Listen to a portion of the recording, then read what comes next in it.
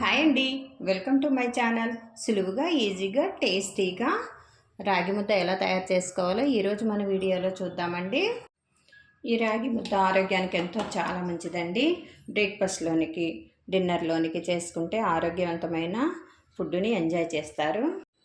రాగి ముద్దకి కావాల్సిన పదార్థాలు: 1 కప్పు బియ్యం అండి, 2 కప్పుల రాగి పిండి, కొద్దిగా నెయ్యి, రుచికి సరిపడా ఉప్పు.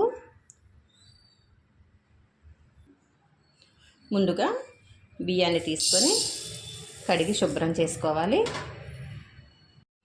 ఒక 2-3 సార్లు వాష్ చేసేసుకోవాలండి. ఈ రాగి ముద్దకి రేషన్ బియ్యం అయితే అండి జిగురుండి ముద్ద అనేది చాలా టేస్ట్గాను మంచిగా కుదురుతుందండి. 2-3 సార్లు వాష్ చేసి పక్కన పెట్టేసుకోవాలి.